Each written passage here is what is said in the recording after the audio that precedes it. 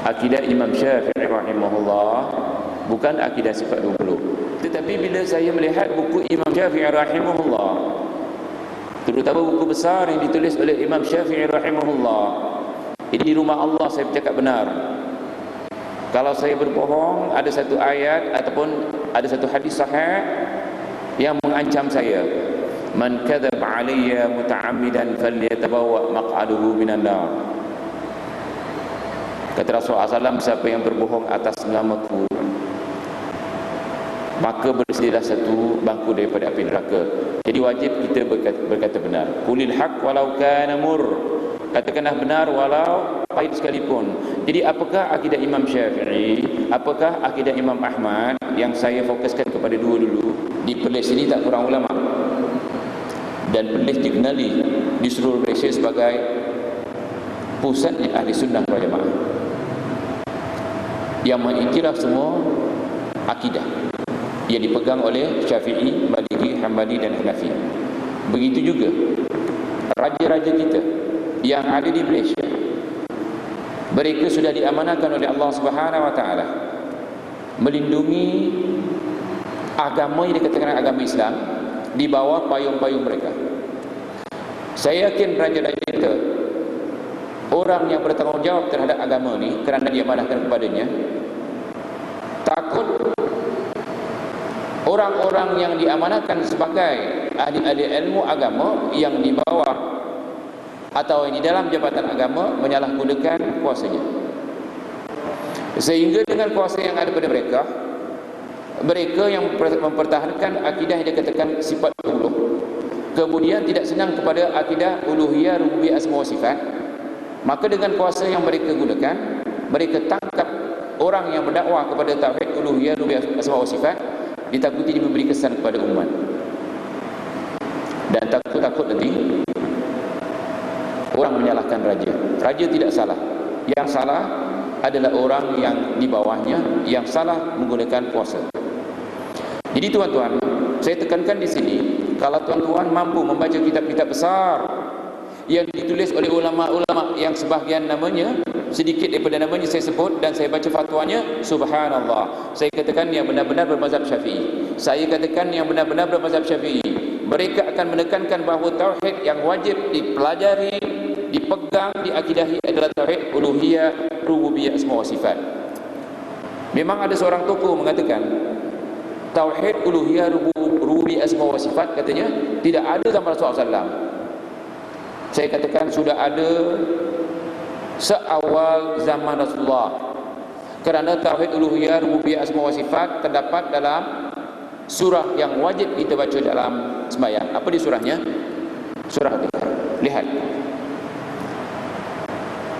mengikut Imam Syafi'i, Bismillahirrahmanirrahim, ayat pertama daripada surah Al-Fatihah.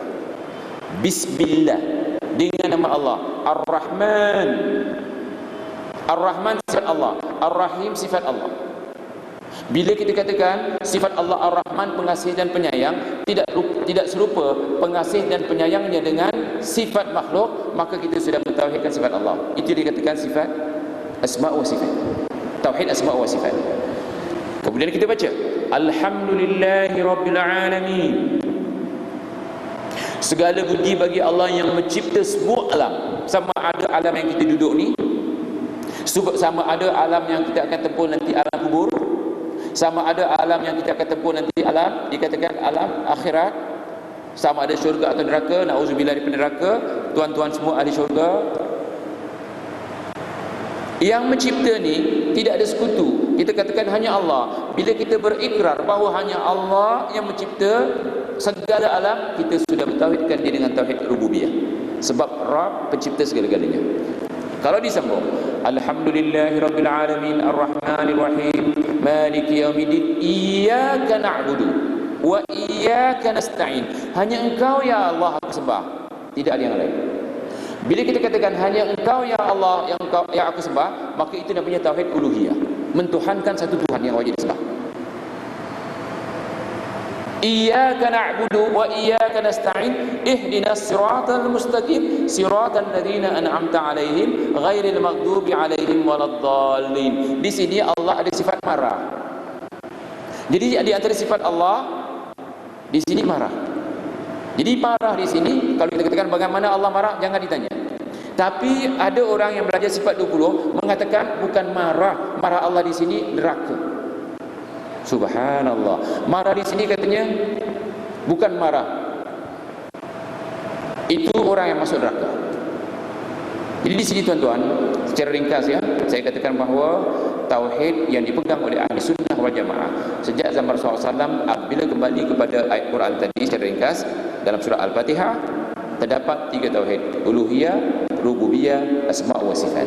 Jadi kalau kita katakan kita tidak percaya dengan 3 tauhid ini, bermakna kita tak baca Fatihah. Allahu Akbar. Jadi saya rasa setakat ini saja. Tidak ada soal jawab di sini ya. Tak ada soal jawab. Kalau ada soal jawab, saya beri ruang kalau ada. Kalau tak ada, saya tutup terus.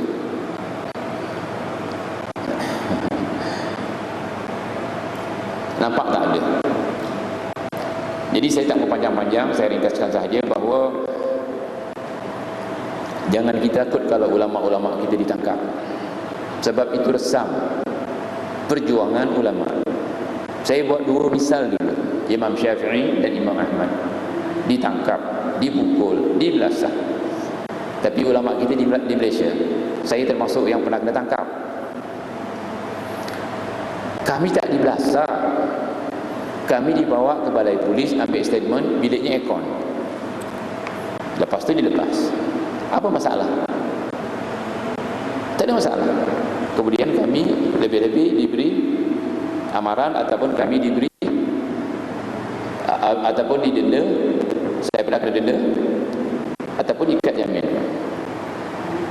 Dan kita katakan bahawa yang menangkap ini kita tak salahkan kerana ada arahan. Siapa yang mengarah? Orang yang menentang, antaranya menentang tauhid uluhiyah, rububiyah, asma wa sifat.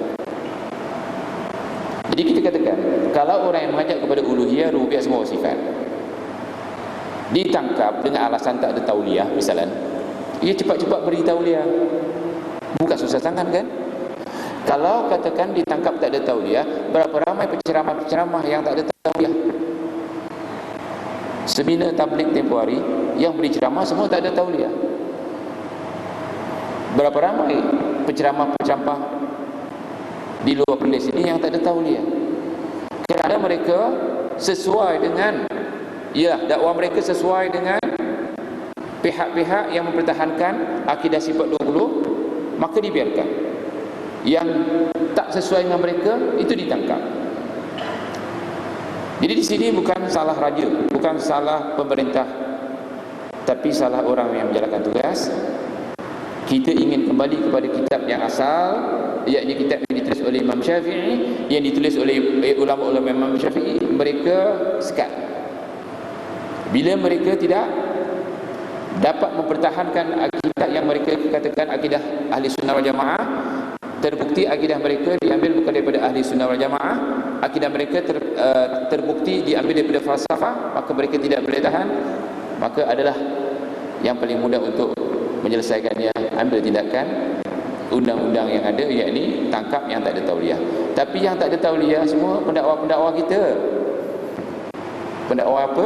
Yang mengajak kepada ahli sunnah wal jamaah yang sebenar. Sampai sini dulu, saya minta maaf kalau ada ucapan saya yang telanjur. Begitu juga yang tidak disenangi.